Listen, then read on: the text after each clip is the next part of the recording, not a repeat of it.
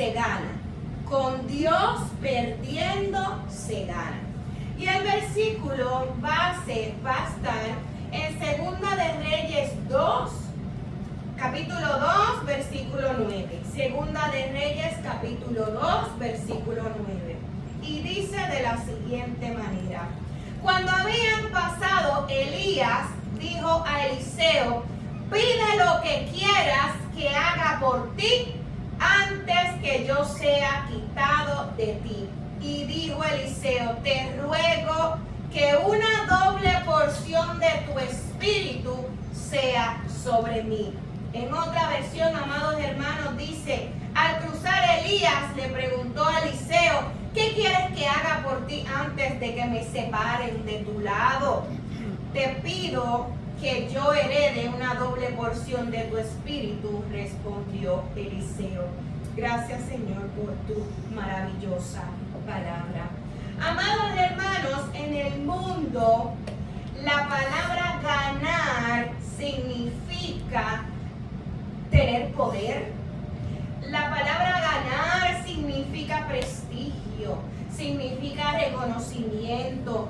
La palabra ganar significa, ¿verdad?, personas que tienen dinero, personas que son importantes. Esas son para el mundo las personas que son, ¿verdad?, ganadoras en esta vida. Pero en el reino de Dios, amados hermanos, no es así. En el reino de Dios, muchas veces ganar significa soltar, significa rendir, significa incluso perder cosas que queremos. Dios trabaja, amados hermanos, de una manera completamente diferente y distinta al mundo. Con Dios perdiendo, realmente ganamos. Y se lo voy a demostrar, amados hermanos, a través de la hermosa palabra del Señor. Eliseo era un estudiante, él era ayudante, él era el siervo de Elías. En aquellos tiempos estaba el maestro, ¿verdad? Y su ayudante o su siervo o su estudiante, ¿verdad? Su discípulo, vamos a poner como Jesús. Jesús era maestro, tenía sus discípulos. Su llamado, o sea, el llamado que Eliseo le dio, que Elías le dio a Eliseo, se encuentra en Primera de Reyes, capítulo 19, y usted lo puede buscar. Estos llamados, amados hermanos, cuando un varón de Dios, cuando un hombre de Dios hacía un llamado, siempre había un propósito divino detrás de ese llamado, ¿verdad? En algún momento Jesús le dice a algunos discípulos, bueno, a la mayoría le decía: suelta las redes y sígueme, ¿verdad? Suelta lo que estás haciendo y sígueme. Tenían ellos que soltar, ¿verdad? Tenían ellos que soltar para poder seguir. No podían llevarse con todo lo que ellos tenían, no podían. Así que, de hecho, la palabra, amados hermanos, dice que muchos son los llamados y pocos los escogidos. Eso lo dice Mateo 22. Muchos son los llamados y pocos los escogidos. Muchos son los que escuchan el mensaje de Dios o reciben, ¿verdad?, una invitación para que lo sigan, ¿verdad? Todo aquel que escucha el mensaje de Dios, Dios está dando una invitación. Yo quiero que tú seas parte de mi reino. Yo quiero que tú me sigas a mí, ¿verdad? Así que todo el mundo tiene acceso a ese llamado, ¿verdad? De que Dios le hable y los llame a través de su palabra. Pero cuando la palabra dice pocos son escogidos, es que aunque muchos oyen el llamado, no todos responden con la misma fe, con la misma obediencia o con un arrepentimiento, ¿verdad?, genuino. Hay personas que dicen: I don't think I'm made for that. Yo creo que yo no nací para esto. Miren qué cosa más increíble. Por eso es que la palabra dice: muchos son los llamados. Todo el mundo tiene una invitación ahora mismo a seguir a Cristo. Pero no todos la aceptan. No todos están, ¿verdad?, de acuerdo a vivir bajo la voluntad de Dios. La gente quiere vivir bajo su propia voluntad. Y aunque tenemos un libre albedrío, Dios quiere que tú lo elijas a Él, ¿verdad? Pero no obliga a nadie. Así que yo lo pondría de esta manera. Muchos son llamados, pero no todo el mundo pasa esa prueba de la fe. Porque para poder seguir a Dios, para poder seguir a Cristo y para poder ser dirigido por el Espíritu Santo, usted tiene que tener fe.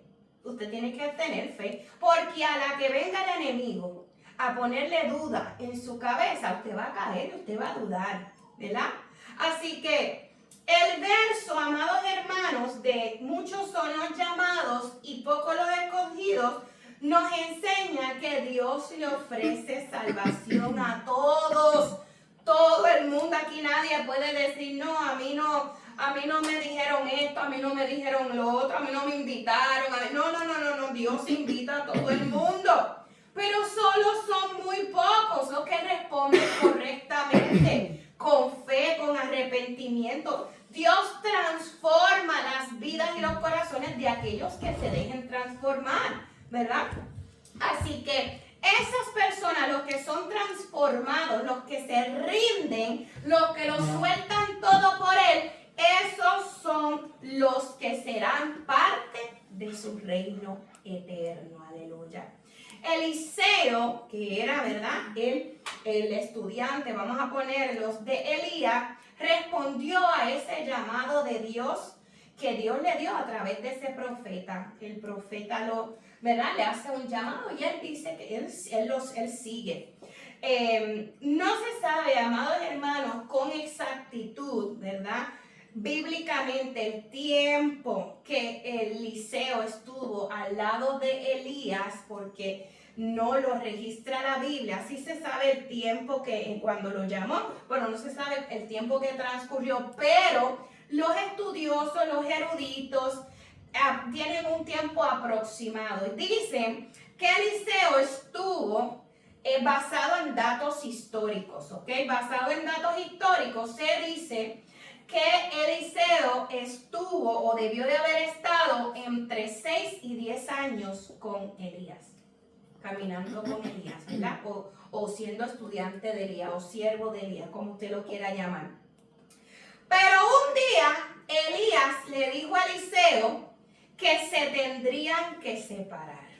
O sea, usted sabe lo que es que usted ande con una persona de 6 a 10 años, quizás más, y esa persona diga, mira, llegamos hasta aquí, nos vamos a tener que separar, ¿verdad? Elías le dijo eso, nos vamos a tener que separar, porque Elías iba a ser quitado de este mundo. O sea, Elías, Dios se lo iba a llevar. Imagínense, amado hermano, la tristeza que tuvo que haber sentido Elías en el momento de esa noticia. Es como que a nadie te preparan para eso. Es como cuando tú recibes una noticia así súbdita, que tú dices, espérate, ¿qué pasó aquí? Pues así mismo le pasó a este hombre. En el relato bíblico de la separación entre Elías y Eliseo, nosotros podemos observar, amados hermanos, basada en las acciones de Eliseo y sus palabras, el dolor que sentía su alma ante esta separación o ante la posible pérdida o la pérdida inevitable que iba a enfrentar Eliseo. Y lo primero que uno experimenta cuando te dicen te voy a separar de alguien, o cuando te dicen tienes que separarte o se va a morir alguien, ¿qué es lo primero que uno empieza? Negación. No, esto no, me niego, no. Empiezas a luchar porque no quieres soltar, ¿verdad? Pasa mucho cuando nuestros padres mueren. Pasa mucho. ¿Qué me pasó? ¿Por qué se tienen que ir? Pues mira, porque es normal, ¿verdad? Es muy normal que las personas vengan a este mundo y mueran. Pero es difícil soltar. Así que el primer paso que Eliseo enfrentó fue negarse, ¿verdad? Él como que no se quería separar. Y dice la palabra que en 3 ocasiones separarse de Eliseo. Elías le dijo, y esto está en Segunda de Reyes 2. Bueno, en Segunda de Reyes 2, el 4, versículo 4 y el 6, esas 3 veces él le dice, Elías le dijo a Eliseo, quédate ahora aquí, porque él estaba atravesando ciertos caminos. Y él le dijo, ok, ahora quédate aquí, como que quédate en esta ciudad. Y Eliseo le dice, vive Jehová y vive tu alma, que no te dejaré. Eso es lo que le decía, como quien dice, yo voy a estar contigo hasta el fin. Si esto es inevitable, que Dios te va a llevar con él, pues yo voy a estar contigo hasta el fin. Así que vemos ahí, amados hermanos, cómo Eliseo está batallando con su yo interno y dice, bueno, pues lo que me toca estar contigo, voy a estar contigo. Mira qué bonita fidelidad tuvo ese siervo con su maestro. Y uno a veces se pone a pensar, ¿alguna vez Dios te ha dicho que sueltes algo que tú te empeñas en no soltar porque te duele soltarlo? Mas sin embargo, muchas veces no nos damos cuenta que nos está doliendo más teniendo eso en nuestra vida. Nos duele muchísimo más que teniendo lo que soltar. Y yo siempre doy el ejemplo del cactus. Usted sabe que ese es mi ejemplo favorito, el cactus. Usted tiene un cactus en la mano que usted lo está agarrando, te va a doler. Si tú lo sueltas, obviamente si tú tienes las espinas enterradas, si tú abres la mano y lo sueltas, vas a experimentar dolor agudo porque estás desterrando eso. Pero a la que tú sueltes, esa herida va a sanar. Esa herida va a sanar y no te va a doler más. Pero si tú te empeñas en tener el cactus en la mano, te va a seguir doliendo por el tiempo que tú decidas tenerlo en la mano. Por eso es que muchas veces hay que soltar. Que vas a experimentar dolor cuando sueltes, vas a experimentar un dolor y agudo, pero va a sanar la herida de nuestros corazones. Eso es uno de los ejemplos, ¿verdad? De que el dolor va a pasar, pero si yo me aferro a toda aquella cosa que me provoca dolor, entonces el dolor va a seguir bien latente en nuestras vidas. A veces nosotros sabemos que algo debe de terminar, pero nuestro corazón no está listo para eso, así que tenemos que prepararnos. Por eso, amados hermanos, es que el desapego no es una cuestión física, es una cuestión del corazón, no de las circunstancias. Porque, por ejemplo, a una mamá que lo separen de su hijo, pueden pasar los años y ese dolor sigue latiendo. Eso pasó hace muchos años, pero eso es una cuestión del corazón. Esa mamá le duele en el alma y no importa todos los años que pasen, va a seguir sintiendo ese dolor. Así que, aunque Eliseo, amados hermanos, sabía que el tiempo de separación se acercaba, él no podía coincidir la idea de que, wow, me voy a tener que separar de él, ya él no va a estar en mi vida. Y esto es típico, esto es bien típico cuando el alma lucha por no soltar. El alma a veces está luchando, no puedo soltar, no puedo dejar. Pero, amados hermanos, la vida es así. La vida hay momentos donde nosotros tenemos que soltar, donde nosotros tenemos que separarnos, porque el curso de la vida así lo estableció.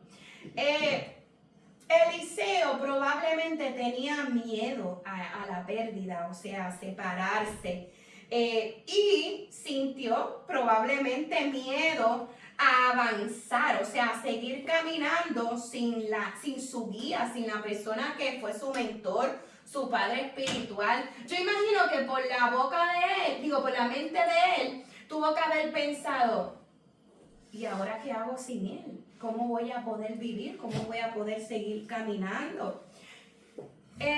Yo, amados hermanos, un día hice una llamada de una paciente mía que falleció. Pues yo llamé a los familiares para que, y creo que esto yo lo conté el miércoles de estudio bíblico, yo llamé a los familiares para decirle que cómo se sentía a 2 meses después de haber fallecido su mamá.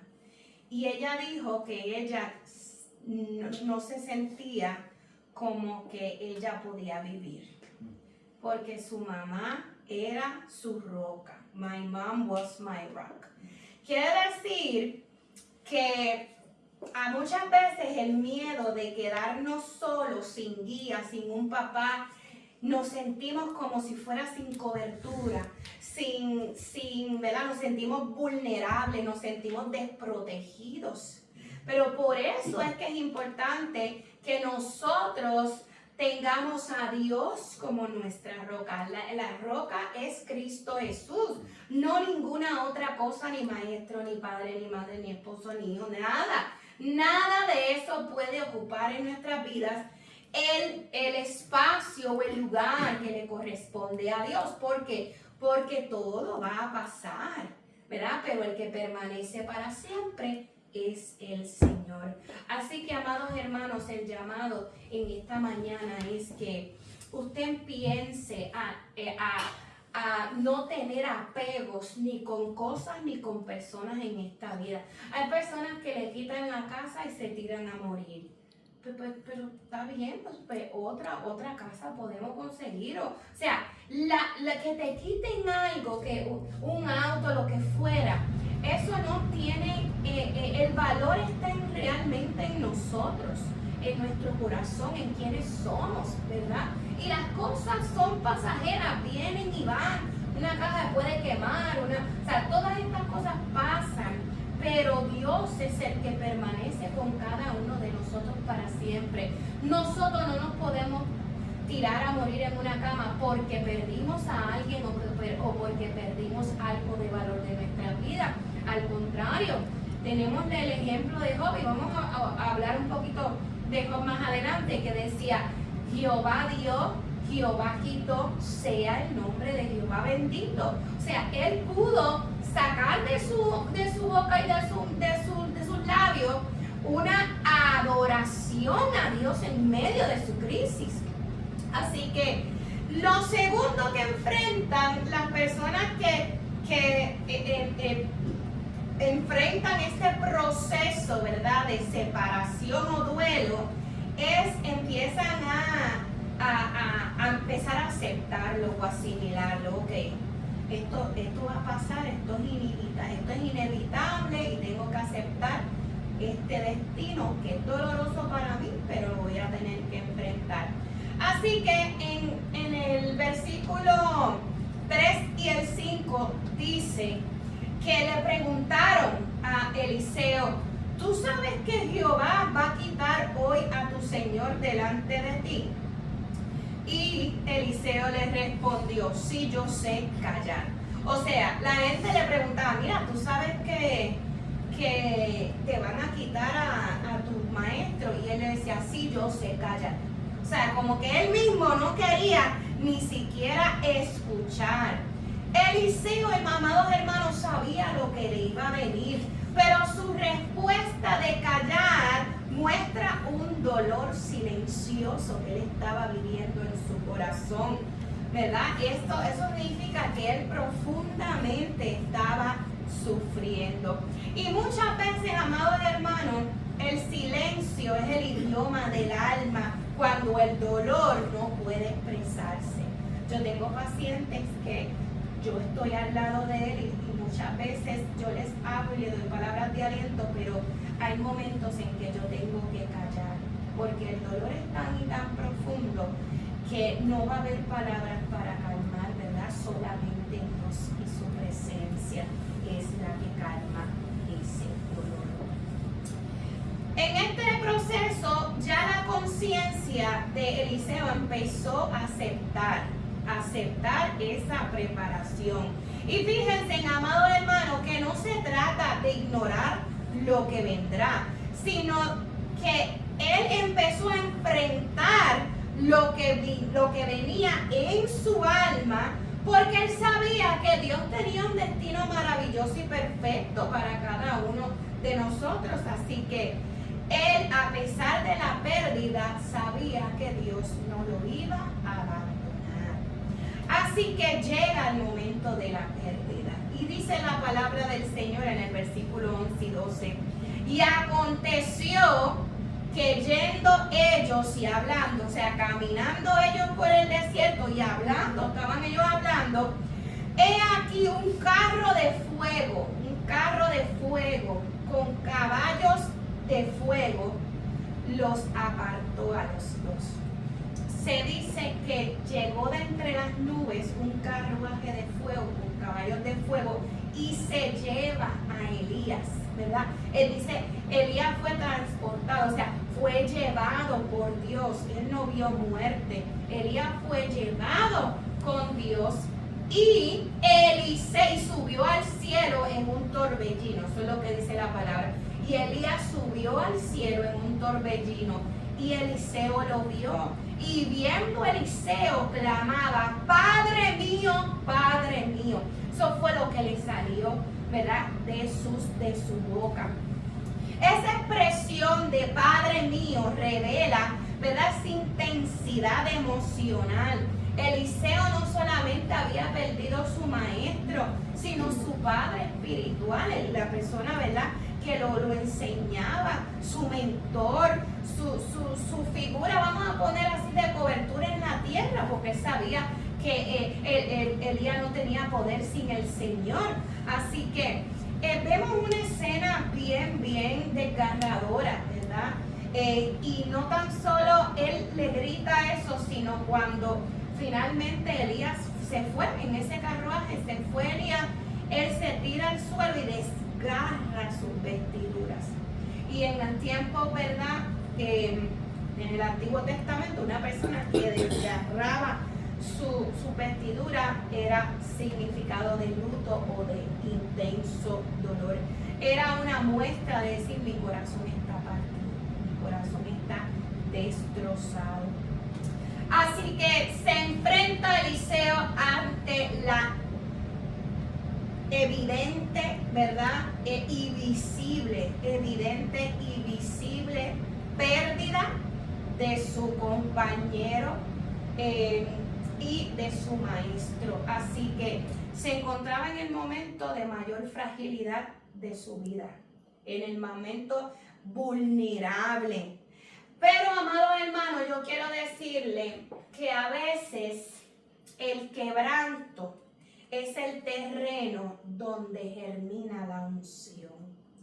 El quebranto es el momento donde germina la unción. Cuando Jesús tenía un dolor bien intenso el día antes de él partir para morir, él estaba orando esa noche. Él estaba orando en el huerto, ¿verdad?, de Getsemaní. Y él estaba allí orando. Dice la palabra del Señor que hasta como gotas de sangre caían, ¿verdad? Él lloraba intensamente, pero ese momento de conexión con el Padre, ese quebranto de Jesús, ¿verdad?, vino sobre él una unción increíble, al punto que eso fue lo que hizo, que lo hizo resistir hasta el fin por ti y por mí. Por eso es que yo le digo que a veces ese quebranto es el terreno donde germina, donde Dios te da esa unción grande para tú seguir hacia adelante. Luego de ese dolor inmenso, Elías se enfrentó a una transformación y continuó, ¿verdad?, caminando. Dice la palabra del Señor en el versículo 13 que tomando el manto de Elías que se le había caído, cuando Elías sube, él le dijo, ¿qué quieres? El primer versículo que hablamos, que es el versículo base, él le estaba diciendo, pídeme lo que quieras antes de que me separen de tu lado. Y él le dijo, te pido que yo herede una doble porción de tu espíritu. Así que eso fue lo que pasó. Cuando sube Elías en ese torbellino, lo que descendió fue el manto de Elías sobre, ¿verdad? Sobre el Eliseo, donde estaba Eliseo. Así que tomando el manto, ¿verdad? Que se le había caído a Elías, él lo toma en señal de que, ok, ahora la obra que tú comenzaste, yo la voy a seguir. Es algo, es un acto profético, amados hermanos. Aunque Eliseo estaba bien herido, él tomó el manto, ¿verdad? Eso era un símbolo, ¿verdad? Del llamado y la continua misión que había que ejercer aquí en la tierra. Me llama mucho la atención que el dolor no paralizó a Eliseo, sino que lo empujó. ¿Ves? Lo empujó, como quien dice, no, yo no me voy a parar. Tomó el manto y siguió caminando. El que sirvió, amados hermanos, el que servía ahora era el líder. El que lloró ahora iba a profetizar. El duelo fue el impulso que Dios le dio para que entonces siguiera la encomienda que ya había terminado. Fíjense que cuando uno termina, el otro comienza. Vean qué cosa más maravillosa. Nosotros, probablemente los padres, nos vamos de este mundo, pero quedan nuestros hijos. Y todo lo que nuestros hijos aprendieron de nosotros, ellos tienen la encomienda de seguirlo. Amén. Así que el desapego, o sea, empieza él como a aceptar, pero no fue un olvido, sino que él empezó a madurar. Eliseo nunca iba a reemplazar a Elías, pero ahora cargaba el mismo Espíritu Santo que estuvo con Elías. Qué cosa más maravillosa que el mismo Espíritu Santo que anda con ustedes en el momento de su partida va a estar con sus hijos, va a estar con sus nietos, va a estar con sus bisnietos. Eso es maravilloso, amados hermanos. Cuando uno acepta, ¿verdad?, esta separación, el amor siempre permanece. Pero ese amor no es aferrado, sino que ese amor se transforma en un legado. Eso fue, yo le digo a mis pacientes, le digo, ¿cuáles eran los consejos? Por ejemplo, en el caso de los hijos, ¿cuáles eran los consejos que tu mamá o tu papá te daban antes de ellos partir? Pues ellos me decían que esto, que lo otro, que... pues entonces hónralos cumpliendo esos consejos que te daban. Esa es la manera de tú honrar ese legado. Sigue vivo el legado de tus padres a medida de que tú mantengas vivos esos consejos o esas cosas que ellos te dijeron, ¿verdad? Eso es muy bonito. La memoria de ellos sigue viviendo dentro de nosotros y de lo que hacemos. Amados hermanos, el dolor de Eliseo fue real.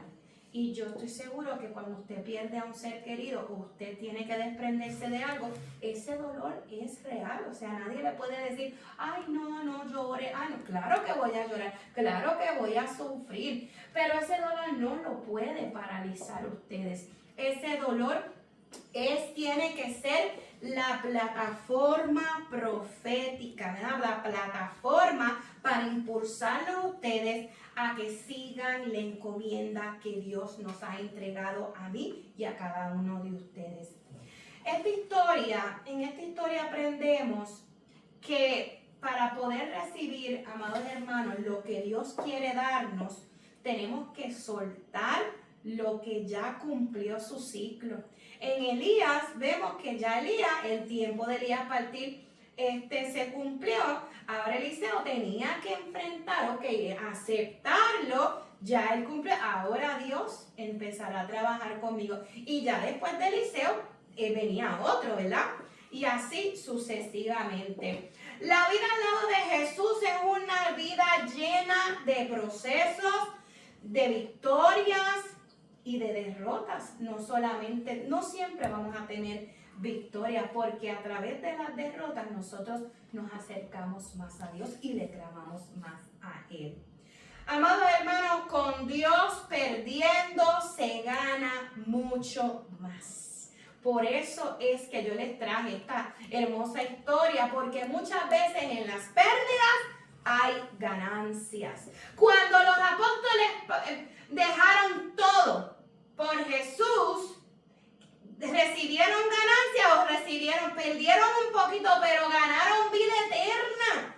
A mí, la historia de la Biblia me dice que a Abraham le dijeron: ve, salte de tu tierra y de tu parentela, suelta a tu familia y deja tu país, y ven a la tierra que yo te mostraré, y haré de ti una gran nación. Y él lo hizo,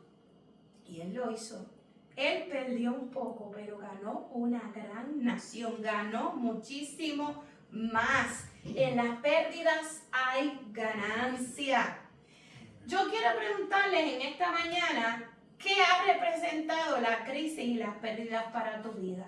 ¿Las ves como derrotas o hay algo dentro de esa crisis y de esa pérdida que puedes sacar como ganancia? Debe de haber algo, amados hermanos. Eso te pudo haber hecho más fuerte. Eso te pudo haber a lo mejor, mira, por ejemplo, hay pérdidas que tú dices: wow, debí de haberle dicho te amo más veces. Pues ganaste algo. ¿Sabes por qué? Porque ahora eso te trajo la perspectiva de que todos los que te rodean, pues dile te amo, para que ninguno más se quede sin tu te amo. ¿Ves? Siempre vamos a ganar un aprendizaje de esa pérdida que tuvimos. Moisés, de ser un príncipe de Egipto, terminó siendo un pastor solitario en el desierto. Él lo perdió todo, porque eso era un plan de Dios. Lo perdió todo porque Dios lo estaba preparando para algo mucho más grande. 40 años estuvo allí en un desierto pastoreando solitariamente ovejas. Su propósito era grande, pero probablemente durante esos 40 años Moisés ni se le pasó por la mente. Entonces, de príncipe a pastor, pero de príncipe, luego de pastor, lo lleva Dios a ser libertador de un pueblo entero. Y desde hoy se está hablando de Moisés. Perdió su posición, pero logró su misión aquí en la tierra. Fíjense, amados hermanos, el apóstol Pablo también perdió, y créame que perdió mucho. Y lo primero que perdió fue su prestigio. Él perdió todo su prestigio por ganar a Cristo. Y lo dice en su palabra: pero cuántas cosas eran para mí ganancias, las he estimado como pérdida por amor a Cristo. El mismo Pablo lo decía en Filipenses 3:7. Perder la reputación. Perdió los logros que había obtenido. Perdió muchas cosas. Pero él ganó, amados hermanos, una intimidad con Cristo y justicia verdadera. Porque él daba una justicia que no era verdadera, ¿verdad? Él mataba a los cristianos. En el caso de Job, ¿verdad?, que fue nuestro compañero que hablamos ahorita, lo perdió todo. ¿Qué perdió Job? Su salud, primeramente. Su salud, sus hijos, su riqueza. Él lo perdió todo. Pero al final de esa pérdida, Dios revela su gloria y lo restaura el doble.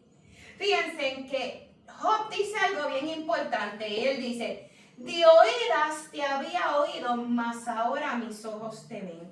¿Usted quiere oír de Dios o usted quiere que los ver con sus ojos a Dios? ¿Verdad? De oída, pero ahora mis ojos te ven. Yo no quiero conocer a Dios porque alguien me diga. Yo quiero conocer a Dios en persona, ¿verdad? De frente a frente, en carne propia. Y el poder hacer eso, él lo tenía que perder todo, para que entonces él viera una gloria manifestada de Dios en esa vida. Muchas veces, amados hermanos, lo perdemos todos nuestros bienes, pero ¿y cuando se pierde la salud? ¿Adoraremos a Dios de la misma manera que lo adoramos cuando no tenemos nada, cuando perdemos la salud, Dios sigue estando presente.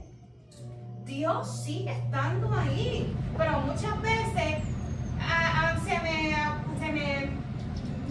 me acaba el trabajo, dejé de adorar a Dios. Me llegó la enfermedad, dejé de adorar a Dios. Muchas cosas, amados hermanos, no podemos adorar y amar a Dios basado en las circunstancias en que estamos viviendo. En todo tiempo tenemos que adorar y glorificar el nombre del Señor y amarlo intensamente en los tiempos buenos y también en los tiempos malos. Job ganó una fe que lo purificó a él y le dio una gran bendición, amados hermanos. Jesús se despojó de toda su gloria, él perdió. Jesús andaba en una gloria eterna, grande, pero él se despoja de su gloria y pierde su vida aquí en la tierra, 100% hombre y 100% Dios. Pierde su vida, ¿para qué? Para ganarla y que tú y yo pudiéramos también la oportunidad, ¿verdad?, de esa vida eterna. Así que Jesús también tuvo que soltar para poder ganar, aleluya. Y dice la palabra del Señor, porque el que quiera vivir su vida, la perderá. Y el que la pierda, por causa de mí, la hallará. Amados hermanos, y perder la vida significa renunciar al yo y al mundo, a lo que yo quiero, a mis deseos y a todo lo que el mundo me ofrece. Renuncia a todas esas cosas. Yo le aseguro a usted que si usted sigue a Cristo, usted va a ganar la vida eterna de la misma manera que todos estos discípulos y todos estos hombres de Dios la han ganado. Todos nosotros en algún momento vamos a enfrentar pérdidas y desapegos dolorosos. Personas que se van, etapas que terminan, temporadas que se cierran, ciclos que se cierran. Pero en la historia de Elías y Eliseo, amados hermanos, encontramos un ejemplo vivo de que a veces hay que soltar, porque es inevitable, sin perder cada uno de nosotros un propósito eterno que Dios tiene para cada uno de nosotros. Amados hermanos, Dios valora las cosas de forma distinta al mundo. Nosotros tratamos de hacer las cosas con nuestra razón, yo creo que esto, mire, a veces, amados hermanos, el mundo lo que piensa es que ay bendito, esto es un perdedor. ¿Realmente esta persona será un perdedor o un ganador? ¿De qué te vale ganar al mundo y que pierdas tu alma? Probablemente puedes ganar al mundo y para el mundo eres un ganador, pero si pierdes tu alma, ¿quién eres? Eres el perdedor más grande. ¿Ves cómo no es lo mismo, amados hermanos? A veces hay que renunciar, hay que perder, se sufre, pero hay una garantía de que si creemos en nuestro Señor Jesucristo, vamos a recibir lo eterno, lo verdadero y lo pleno. Estaremos nosotros para recibir ese manto, ¿verdad? Que ese manto que cayó, aunque haya dolor, aunque nos pase lo que nos pase, podremos nosotros abrazar esa fe que ha sido dada de Jesús y seguir caminando. Llorar es válido, o sea, llorar y sufrir es válido, pero después del llanto, amados hermanos, nosotros tenemos que seguir caminando, porque largo camino nos resta hasta que Dios diga. ¿Sabías tú, amados hermanos, que perdiendo un argumento se gana la paz? A veces hay un dicho que dice que yo no pierdo, yo gano o empato.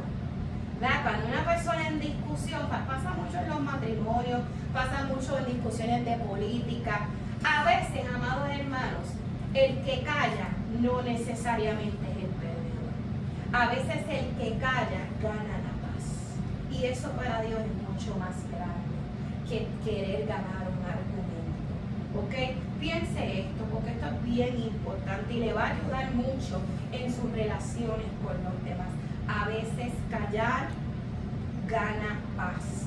Puedes creer que se pierde un argumento, pero no se gana la paz. Y los pacificadores entrarán al reino de los cielos. Eso es lo que dice, ¿verdad?, su palabra. ¿Sabías tú que soltando lo que te gusta probablemente es aquello que te ata, y si lo sueltas traerás libertad a tu vida? Traerá Dios libertad a tu vida. Hay gente que está atado a vicios, ¿verdad? Hay gente que está atado a muchísimas cosas, relaciones dañinas, ¿verdad? Muchísimas cosas que te hieren, pero si tú lo sueltas, eso te trae libertad a tu vida. Yo quiero que tú pienses en esta hermosa mañana. ¿Hay algo en tu vida que hoy te impide seguir a Cristo en espíritu y en verdad? Hay algo.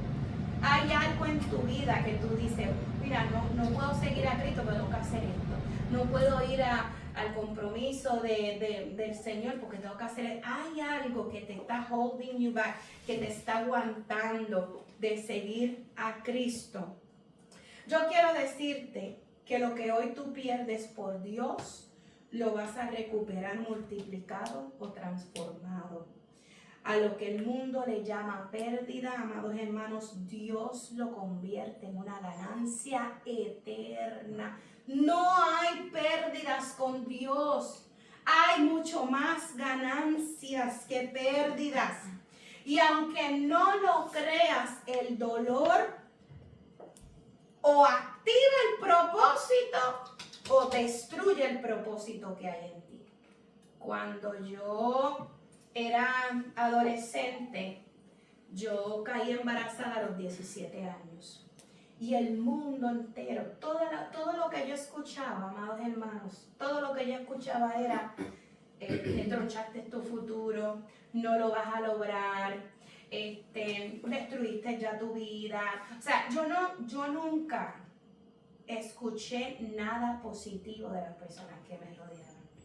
Y esas palabras pudieron haber hecho dos cosas en mí: o derrotarme para toda la vida, o impulsarme a mi propósito. Y yo tomé esas palabras, las tomé y siempre dije, yo le demostraré al mundo y a todos los que apostaron a mí, ya antes de yo empezar a vivir, ya ellos estaban declarando derrota sobre mi vida. Pero Dios tenía otro plan y el propósito de Dios era más grande, aunque yo le había fallado a Dios. ¿Ves? Esas palabras activaron en mí el propósito, porque entonces yo quería demostrarle al mundo, te voy a demostrar a todos los que dijeron eso de mí, que sus palabras no iban a ser ciertas. Y lo hice, amados hermanos. No puede, cuando uno abre nuestra boca, uno no puede hablar para maldición para la vida de las personas. Porque Dios nunca tiene esos propósitos para el ser humano. Y Dios siempre levanta. Cuando uno comete un error, Dios siempre da segunda, tercera, cuarta oportunidad. Dios da oportunidades a aquel que viene arrepentido. Y hace de lo más vil y despreciado, escoge Dios para avergonzar a los sabios. Así que en mi caso, esas palabras lo que provocaron era despertar la guerrera que había en mí. Y aunque en esta vida enfrentamos esas pérdidas, ¿verdad? Porque eso era para matar mi alma. O sea, eso era para matar el espíritu mío, para que yo ni siquiera tuviera deseos de estudiar en la vida, de hacer un montón de cosas. Pero a mí eso activó, eso fue como un botón que me push that button. Era como que, levántate. ¿Ves? Ese fue el botón que me presionaron a mí en ese momento. Y yo le doy gracias al Señor, que el Señor me levantó, ¿verdad? Y que yo pude tener, a pesar de todo lo que me dijeron, una determinación para seguir adelante. Yo quiero que en el día de hoy, el dolor que tú puedas haber enfrentado o el que pudieras enfrentar, ¿verdad?, en el transcurso de la vida, que te impulse al propósito de Dios y que no te detenga. Porque tenemos una meta, es Cristo Jesús, y vamos a llegar al cielo, pero no podemos desmayar en el camino. Esa es la palabra del Señor en Romanos 8:37 y ya terminamos. Antes, en todas las cosas somos más que vencedores por medio de aquel que nos amó.